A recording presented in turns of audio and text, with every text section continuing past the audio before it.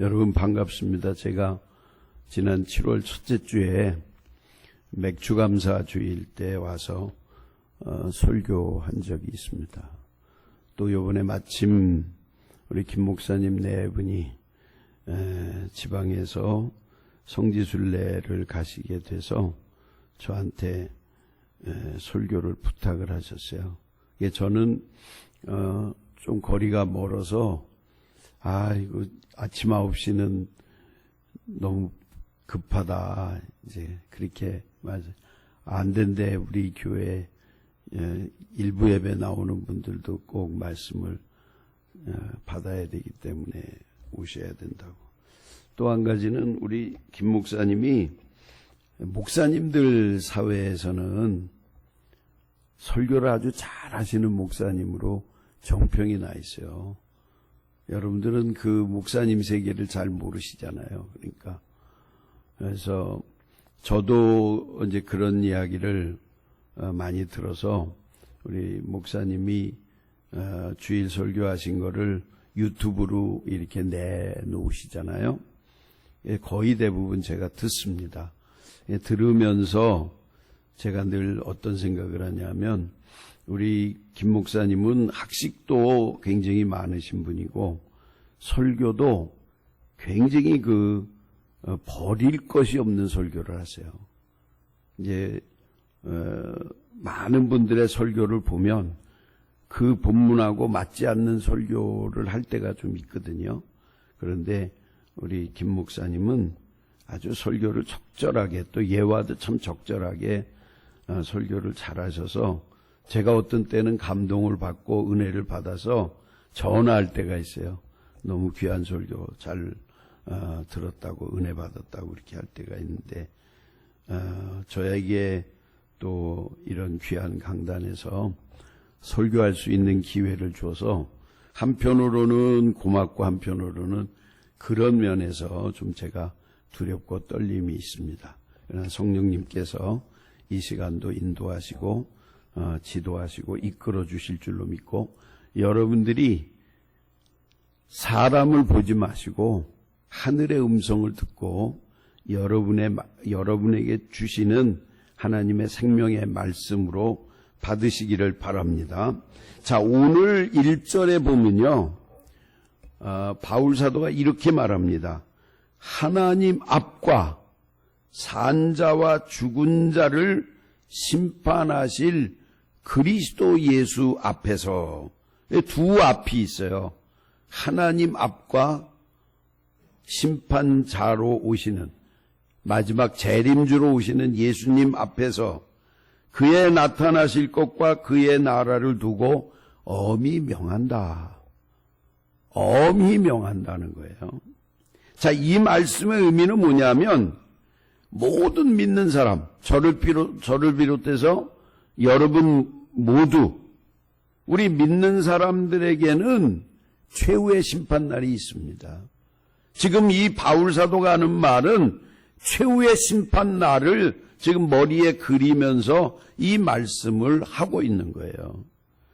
그 최후의 심판날에는 우리가 그 심판대 앞에 나가서 그동안 내가 해왔던 신앙생활을 신문받게 된다는 거예요. 너 어떻게 신앙생활 했느냐?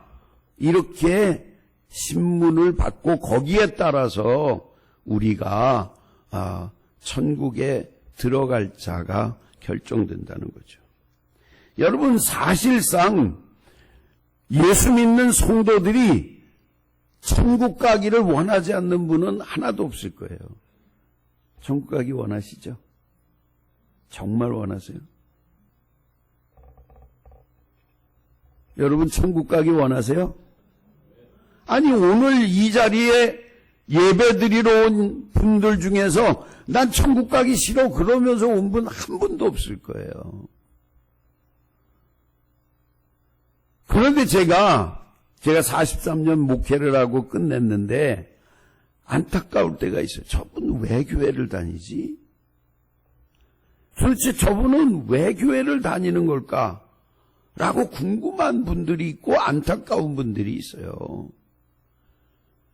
자기 마음으로는 천국 가기를 원해서 교회를 다니는데 그분이 하는 신앙의 행실은 천국과는 너무 거리가 먼 거죠. 여러분, 오늘 제가 이렇게 말씀을 시작하는 것은 여러분의 신앙 자세를, 정말 내가 지금 하는 이 신앙생활이, 내가 이런 신앙생활의 태도가 천국 가기에 합당한지를 생각하면서 오늘 제가 드리는 말씀을 받으시기 바랍니다. 성경에 보면요, 천국에 들어가는 마지막 심판대에서, 그 심판대에서 처리하는 기준이, 원칙이 딱 정해져 있어요. 이 원칙을 우리가 놓치면 안 됩니다. 보통 성도들은 내가 예수만 믿으면 구원받는다고 생각해요. 특별히 장로교적 신앙생활을 오랫동안 해온 분들은 예수 믿으면 저절로 구원이 내게 주어지는 것으로 생각해요. 그리고 저절로 나는 천국 간다고 생각하는 정말 이게 그 믿음의 수준이 얕은 그런 신앙생활을 끝까지 가져가는 분들이 있어요. 그런데 분명히 우리가 알아야 될 것은 뭐냐면 마지막 심판대에, 마지막 심판대 앞에 우리가 하나님 앞과 주님 앞에 서야 된다는 겁니다. 만일 여러분 내가 예수를 믿기 때문에 구원받는다면 심판이 왜 필요해요? 한번 정말 생각해 보세요. 나 예수 믿어. 그래서 교회 다녔어. 그런데 왜 심판이 왜 필요해? 예수 믿으면 구원받는데 왜 마지막에 하나님 앞과 그리스도 예수 앞에 왜 내가 서야 돼요? 이 분명한 이유를 여러분이 아셔야 된다 그 말이에요. 분명히 주님께서 재림주로 오시는데 오실 필요가 없잖아요. 이미 내가 예수를 믿었으면 구원받는데 왜 오셔? 쓸데없이. 그러기 때문에 여러분이 이 신앙의 원칙을 바로 알고 있어야 돼요. 자, 예수님도 바울 사도도 베드로 사도도 그리고 요한 사도도 천국에 들어가는 원칙에 대해서 모두 다 약속한 듯이 얘기한 게 있습니다. 자, 마태복음을 한번 찾아보세요.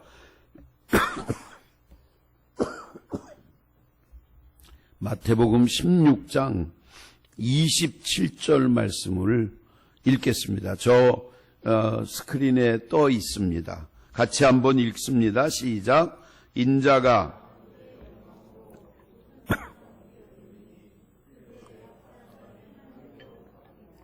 거기 보면 이건 예수님이 하신 말씀이에요. 인자가 아버지의 영광으로 그 천사들과 함께 재림주 혹은 심판주로 오리니 그 말이에요. 그때 재림주로 오시는 주님, 심판주로 오시는 주님이 어떤 원칙으로 심판하시는지를 말씀하고 계세요. 내가 심판주로 와서 무엇을 심판할 것인지 원칙을 주님이 그 비밀을 말씀하세요. 그게 뭐냐면 그때에 심판할 때에 각 사람이 행한 대로 갚으리라. 각 사람이, 요 각 사람이는 누구냐면 우리 믿는 성도들을 말해요.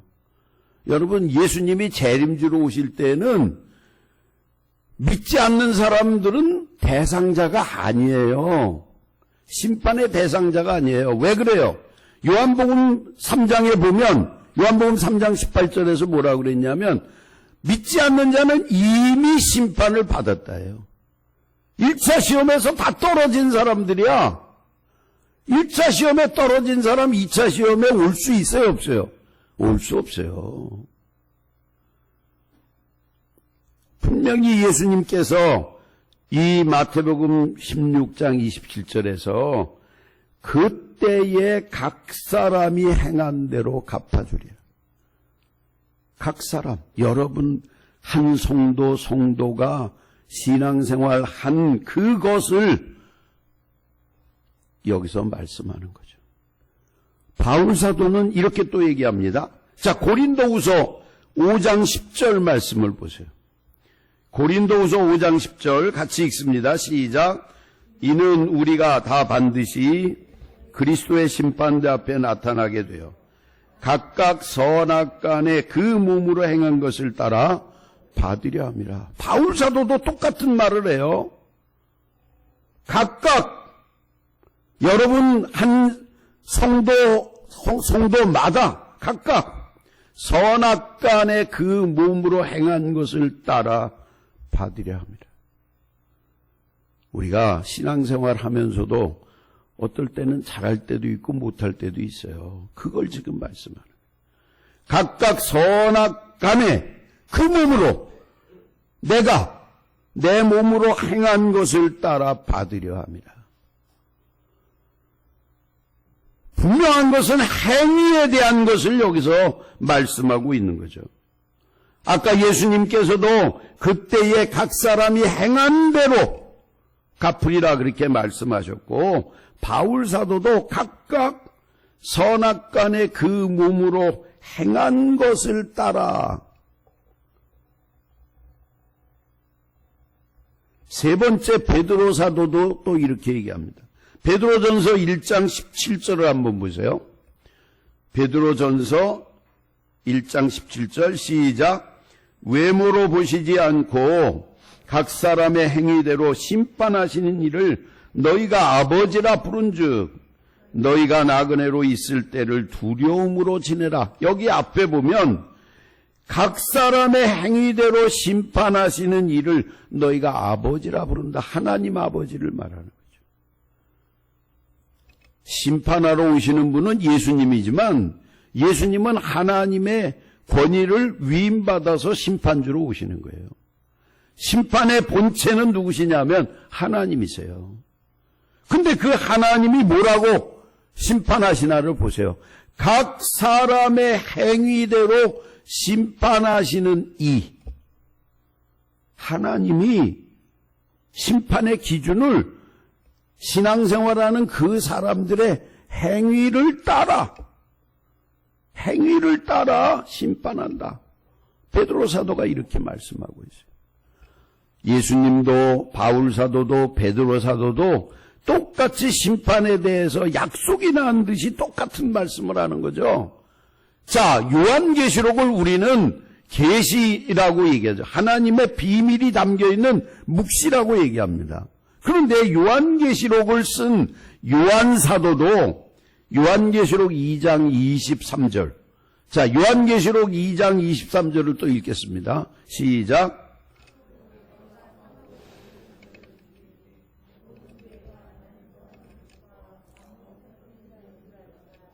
내가 너희 각 사람의 행위대로 갚아주리라. 요한사도도 내가 너희 각 사람, 믿는 우리 성도들 한 사람 한 사람이 한 대로 갚아주겠다는 거예요. 신약 성경에 예수님이나 바울 사도나 베드로 사도나 요한 사도 이 사람들이 신약 성경에는 주인공들이잖아요. 그분들이 다 똑같은 말씀을 해요. 그리고 요한계시록 20장 12절에서는 뭐라고 표현하고 있냐면 죽은 자들이 자기 행위를 따라 책들에 기록된 대로 심판을 받으리라. 거기 보세요. 죽은 자들이 자기 행위를 따라 책들에 기록된 대로 심판을 받으리라. 책은 두 종류가 있어요. 천국의 책은 두 종류가 있어. 하나는 뭐예요? 생명이 쓰여져 있는 생명책이고, 또 하나는 천국에 들어가는 우리들에게 필요한 또 하나의 책이 있는데 행위의 책이 있어요. 그래서 내가 신앙생활하면서 내가 신앙생활하면 바로 그때 주어지는 게 생명책이 주어져요. 또 하나의 책이 있는데 그 또 하나의 책이 이제 내 신앙생활을 일일이 일지를 기록하듯이 써놓는 책이 하나 따라 있어요. 그래서 책을 우리는 두 권이 있는 거예요. 이 두 권의 책이 이제 어디서부터 출발하냐면 모세가 하나님께로부터 말씀을 받을 때 두 판을 받죠. 거기에서부터 출발하는 거예요. 그래서 히브리서는 전부 다 두 개가 짝으로 이루어지게 돼 있어요. 그래서 생명책에 이름이 있어야 되고 그 생명책에 이름이 있는 사람은 뭘 어떻게 신앙생활을 했는지가 다 기록되어 있어야 되는 거예요. 그래서 여기서 책들이라고 말하고 생명책은 단수인데 책들은 복수예요. 왜 그런 줄 아세요? 생명책은 내 이름만 있으면 되니까 하나면 돼. 그런데 책들은 내가 한 행위가 내가 100년을 살았으면 100년 동안 일기를 쓴 거라고 생각해 보세요. 그러니까 책이 한 권으로 안 되는 거야. 기록할 게 많은 거죠. 그럼 누가 기록하냐? 여러분이 예수를 믿을 때 하나님께서 우리에게 하늘의 권세, 하늘의 생명을 부여하시면서, 이건 성경에 있는 얘기입니다. 두 천사를 우리에게 각각 주세요. 하나는 앞에 있는 천사가 나를 인도하고 가고, 또 하나의 천사는 뒤에서 마귀가 나를 침범하지 못하도록 가이드를 하면서 동시에 나의 행위를 기록하는 거예요. 천사가 기록하는 거예요. 이거를 우리가 잘 배우지를 않아서 모르는 거죠. 그래서 여기서도 뭐라고 얘기하냐면 자기 행위를 따라 책들의 행위의 책에 기록된 대로 심판을 받는다.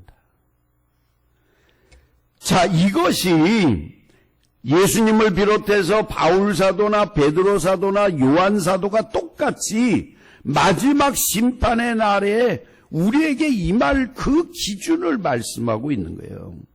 자, 그러면 이 기준을 생각하면서 바울 사도가 오늘 우리에게 주시는 말씀이 뭐냐면 내 직무를 다하라. 내 직무가 뭐냐? 여러분, 내가 믿는 자로서 여기서 말하는 직무가 바로 행함인데 뭘 내가 진짜 예수 믿으면서 천국 가기를 원하면 내가 무엇을 절대로 놓쳐서는 안 되는지, 내가 하는 행위 가운데에서 놓쳐서는 안 되는 행위가 있다 그 말이에요. 그걸 지금 바울 사도가 디모데에게 말씀하고 있는 거죠.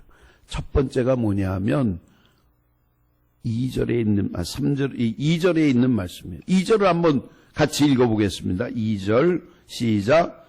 너는 말씀을 전파하라. 때를 얻든지 못 얻든지 항상 힘쓰라.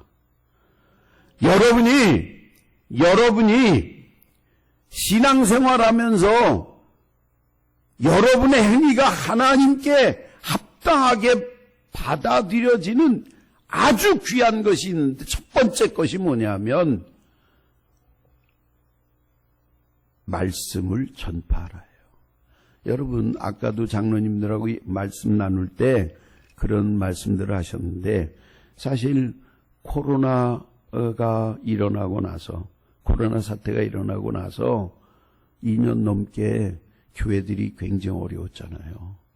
근데 그때 큰 특징 중에 하나가 뭐냐면 교회들을 안 나오기 시작했는데 아직도 안 나오는 분들이 있어. 여러분 이 교회에 있어요 없어요? 지금은 코로나가 어쨌든 탈코로나 시대가 됐잖아요. 이제 코로나 더 이상 그거 가지고 우리가 생활에 제약을 받지 않는데 안 나오는 분들이 주변에 많이 있어요. 여기서 너는 말씀을 전파하라. 때를 얻든지 못 얻든지 항상 힘쓰라. 여러분이 천국 가기를 정말 원하면 절대로 놓쳐서는 안 될 것이 뭐냐면 기회 있을 때마다 여러분은 전도해야 되는 거예요. 전도해서 그 영혼이 구원받는 기쁨을 하나님이 여러분들한테는 뭐라고 표현했냐면 다니엘서에 보면 너를 별같이 빛나게 하겠다. 전도할 때마다 하나님은 나를 별처럼 스타가 되게 해주시는 거예요.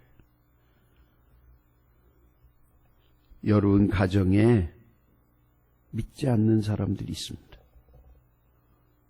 여러분 자식들 속에, 자녀들 속에, 일가 친척들 속에 믿지 않는 일이 있어요.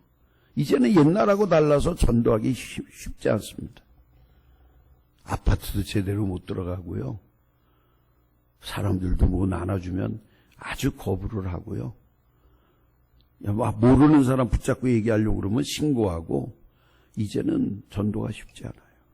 그러나 적어도 정말 여러분들이 천국에 대한 거룩한 믿음이 있다면, 천국에서 영생복락을 누리는 그 확실한 믿음이 있다면 여러분 가족들은 구원시켜야죠. 코로나 핑계로 아직도 교회 안 나오는 분들을 다시금 교회 와서 얼굴을 대하게 해야죠. 이것이 바로 오늘 바울 사도가 내 직무를 다하라 라고 디모데에게 말씀하면서, 에베소 교회 교인들한테 말씀하면서 주는 마지막 유언과 같은 말씀이에요. 근데 여기서 제가 특별히 드리고 싶은 말씀이 뭐냐면 항상 힘쓰라예요. 항상 힘쓰라. 근데 이 힘쓰라는 말이 무슨 말인 줄 아세요?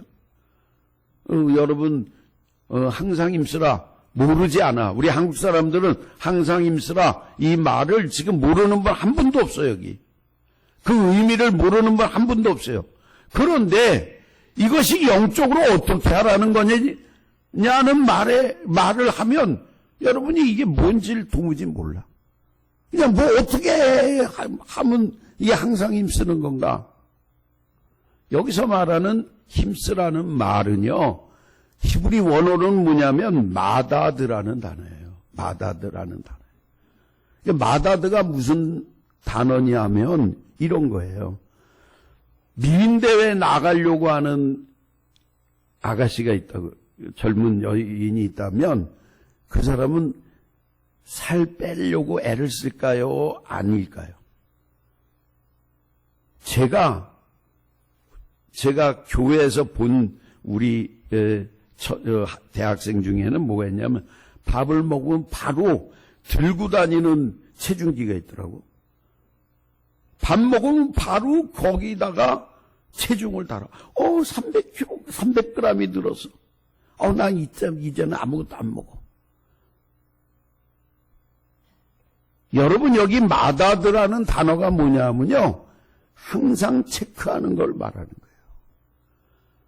어떤 변화가 있는지를, 어떻게 달라졌는지를 체크하는 것을 바울 사도는 마다드라는 단어를 써서 항상 힘쓰라 그랬다는 거예요. 그런데 일주일이 지나도 한 명도 전도 못해, 한 달이 지나도 한 명도 전도 못해, 1년이 지나도 한 명도 전도하지 못하는데 항상 힘쓰라 하고 그게 맞아요? 안 맞아요? 마다드라는 단어는 젊은 아가씨들은 어떻게든지 몸을 빼려고 시간만 나면, 기회만 되면 몸무게를 달고, 그리고 몸무게를 줄이려고 애를 쓰는 것이고, 키가 크려고 하는 어린아이 같으면 매 시간마다 내가 키가 컸는지 안 컸는지 이 키를 재보는 것이 마다드란 말이에요. 오늘 우리 신앙인들에게는 이 마다드라는 단어가 뭔가, 내가 복음을 전하는 그 일을 매일매일 자기가 체크하는 거예요. 내가 오늘 몇 명에게 전도를 했나? 내가 오늘 몇 명에게 예수가 그리스도라고 하는 것을 선포했는지를 오늘은 1명, 내일은 2명, 그 다음 날은 3명. 이것이 늘어가는 것, 기대하는 만큼 합당하게 되는 것을 마다드라는 단어를 썼다 그 말이에요. 조금 전에 제가 말씀드렸듯이 행한 대로 심판을 받는다고 그랬어요. 바울 사도가 그 행함에 대해서 성도의 행함이 뭐냐? 첫째가 복음을 전파하는 거다. 때를 얻든지 못 얻든지 항상 힘쓰라.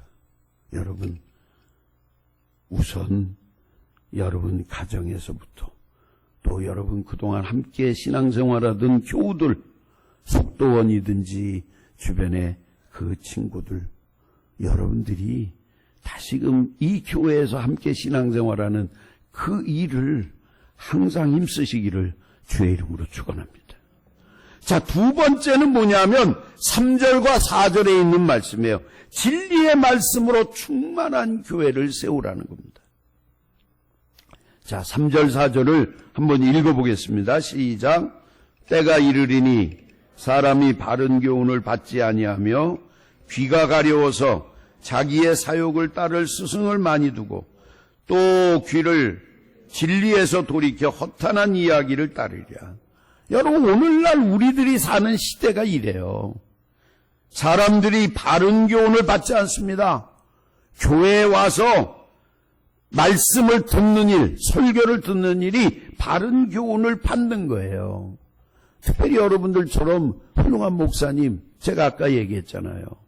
정말 이거는 빈말이 아니라 우리 김태원 목사님 설교는요, 뺄 게 없어요. 예화도 뺄 게 없어. 약 40분 정도 그분이 설교를 하시는데 이 설교를 들을 때마다 정말 적당하게 꼭 맞는 그런 설교를 하세요. 여러분, 그런 설교 많지 않습니다.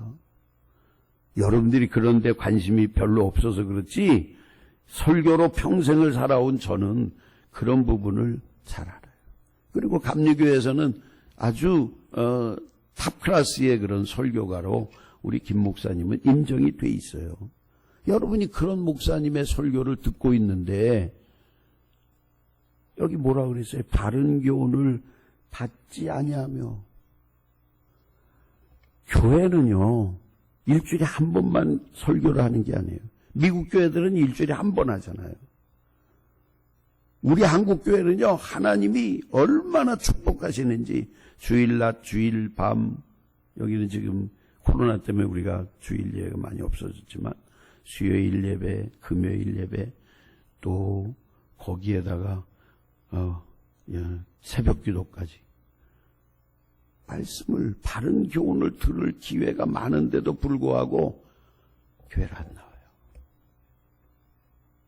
세상의 약속은 아주 소중하게 여기면서 여러분, 우리가 교회를 다닌다는 거, 신앙생활을 한다는 건 이미 하나님하고 약속한 시간들이 다 있어요. 주일날 몇 시, 주일 오후 몇 시, 수요일 밤 몇 시, 금요일 밤 몇 시, 새벽기도 몇 시, 이거 약속한 거예요. 누구랑? 하나님하고. 여러분, 세상에서도 약속 잘 안 지키는 사람 별로 쳐주지 않는단 말이에요. 그런데 여러분, 하나님하고 약속한 시간인데 그거 다 제대로 안 지키면서 내가 하나님 앞에 당당하고 하나님 앞에 설 때 부끄러움이 없겠어요? 시대가 그런데 바른 교훈을 받지 않습니다.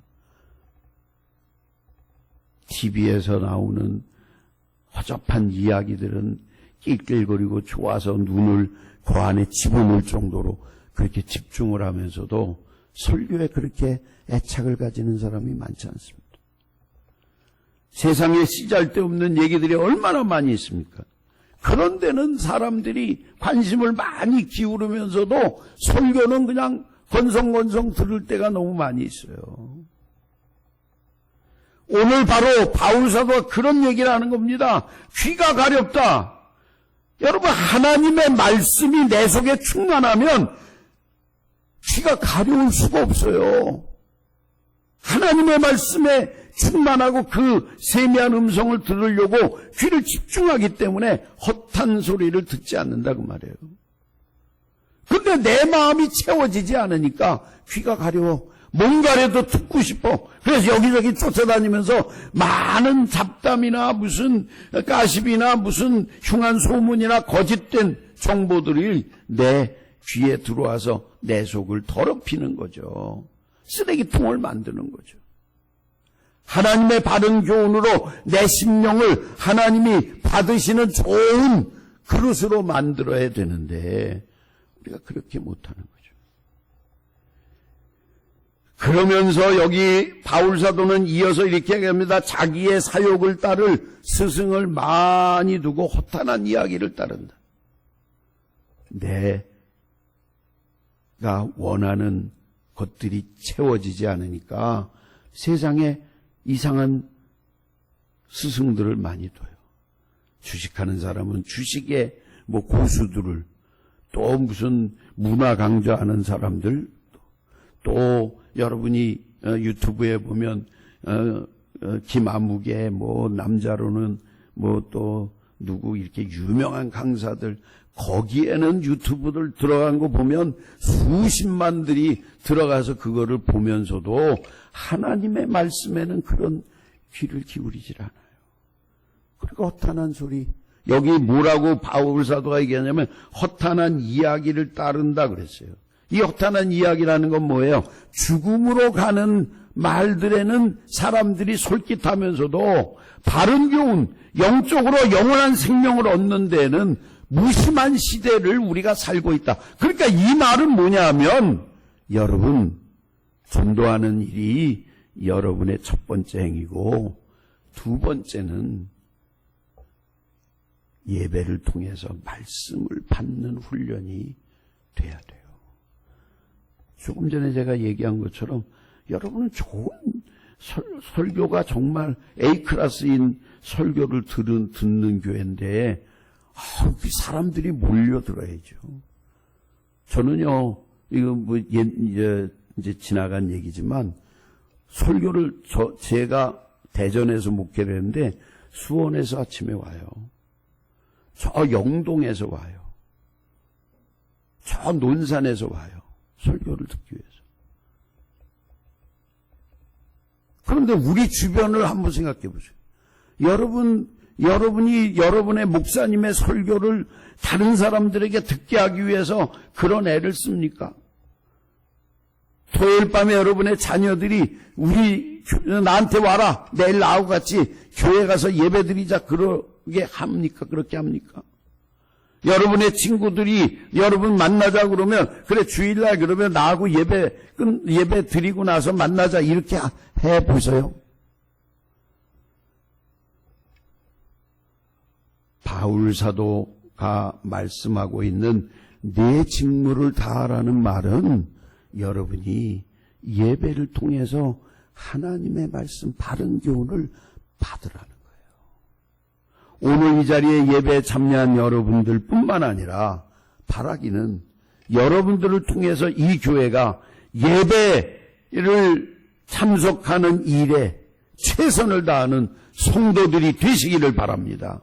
세 번째는 뭐냐 하면 7절과 8절에 있는 말씀이에요. 자, 7절과 8절에 있는 말씀 같이 한번 읽겠습니다. 시작. 나는 선한 싸움을 싸우고 나의 달려갈 길을 마치고 믿음을 지켰으니 이제후로는 나를 위하여 의의 면류관이 예비되었으므로 주 곧 의로우신 재판장이 그날에 내게 주실 것이며 내게만 아니라 주의 나타나심을 사모하는 모든 자에게도니라.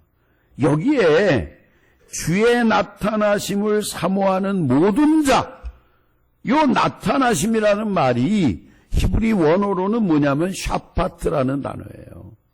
근데 우리 성경에는 나타난다, 주님이 재림주로 오신다, 이렇게 표현을 했지만 요 주님이 재림주로 오실 때 샤파트라는 단어는 무슨 뜻이냐면 주님이 재림주로 오셔서 이 사람이 하나님을 기쁘시게 한 사람인지 마귀를 기쁘게 한 사람인지를 가른다는 말이에요. 그냥 나타나시는 게 아니야. 주의 나타나심을 사모하는 모든 자. 그냥 주님이 오시는 것을 맞아들이는 게 아니고, 그때 오시는 주님은, 재림주로 오시는 주님은 샤파트 한다는 거예요. 하나님을 기쁘시게 한 사람인가? 무슨 얘기냐면, 믿고 있지만 하나님을 기쁘시게 하는 일이 많은지, 믿고 있지만 사탄을 더 좋게 한 게 많은지를 분별하는 게 이 마지막 주님이 오신다는 거예요. 그래서 선한 싸움의 승리자가 되지 않으면 안 됩니다. 그러니까 이 말은 뭐냐면, 내가 신앙생활하면서 여러분이 가져야 될 원칙, 하나님의 원칙은 행한 대로 갚아준다예요. 신앙생활하는 나, 천국 가기를 원하는 나의 원칙은 뭐냐면, 하나님의 기쁨의 존재, 하나님이 기뻐하시는 존재가 되는 것이 나의 신앙의 원칙이 되어야 된다 그 말이에요. 천국 가기를 원하는 나라면 이게 샤파트라는 단어의 의미예요. 하나님은 언제나 우리를 보실 때 하나님을 기뻐하는 자인지 마귀를 좋게 하는 자인지를 보시는 거예요. 그래서 예수님이 공생애를 시작할 때 세례를 받잖아요. 세례 받으실 때 하늘의 음성이 들립니다. 저는 내 사랑하는 아들이요, 내 기뻐하는 자라. 산상수훈에서도, 아니 변화산에서도 마태복음 17장에 보면 똑같은 음성이 들려요. 저는 내 사랑하는 자요, 내 기뻐하는 자라. 그리고 예수님이 마지막 십자가에 달려 돌아가실 때 다 이루었습니다. 다 이루었다. 우리는 그렇게만 돼 있지만 뭘 다 이루었다는 거냐면, 요한복음 17장에 있는 기도문을 통해서 보면 하나님의 뜻대로 내가 살았습니다 그 말이에요. 하나님을 기쁘시게 했다 그 말이에요. 그러니까 분명한 것은 뭐냐면, 우리의 신앙생활이라고 하는 것은 내가 예수 믿고 구원받았다를 고백하는 것이 신앙생활이 아니에요. 내가 예수 믿고 구원받았다, 이것을 우리는 신학적인 용어로 칭의라고 그래요. 그러나 칭의의 구원으로 구원이 끝나는 것이 아니에요. 내가 예수를 믿음으로 구원받았다면 이제부터 내가 할 일은 뭐냐? 주님께서 재림주로 오실 때까지 하나님을 기쁘시게 하는 자로 살아가는 것, 이것이 내 직무를 다하는 거예요. 그냥 교회를 왔다 갔다 하는 게 아니라 매 순간 내가 교회를 와도, 또 집에 있어도, 사회생활을 해도 하나님이 나를 그래 잘했어 격려하시고 칭찬하시고 나를 그렇게 높여주시는 그 기쁨의 존재가 되는 것. 이것이 바로 내가 하나님 앞에 행함을 따라 심판받는 세 가지 조건이에요. 첫 번째, 제가 뭘 얘기했습니까?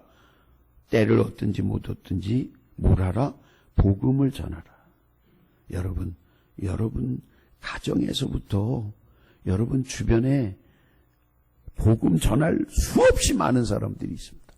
전할 사람 없다고 그러지 마세요. 수없이 많이 있어요. 그 다음, 여러분이 내가 성도가 되었을 때는 하나님하고 예배 시간마다 만나기로 이미 약속한 거예요. 만나기로 약속한 시간이에요. 그 예배를 참석하는 것이 여러분의 행함입니다. 세 번째는 끝까지 여러분들이 하나님의 기쁨의 존재가 되기로 결단하고 그렇게 살아가는 것. 이것이 바로 오늘 바울 사도가 우리에게 내 직무를 다하라. 오늘 이 디모데후서는 바울 사도의 마지막 유언과 같은 책. 바울 사도가 마지막 쓴 서신이, 그 편지가 바로 이 디모데후서예요. 그러니까 바울 사도에게는 유언이에요. 유언을 남기면서 내 직무를 다하라. 우리 천안 한빛교회 성도님들, 정말 여러분들이 천국 가기를 사모하고 천국의 주인공 되기를 원하시면 오늘 바울 사도가 내 직무를 다하라. 전도하는 생활, 예배하는 생활, 그리고 늘 하나님을 기쁘시게 하겠다고 하는 거룩한 목표를 가지고 여러분의 남은 인생을 살아가시기를 주의 이름으로 축원합니다.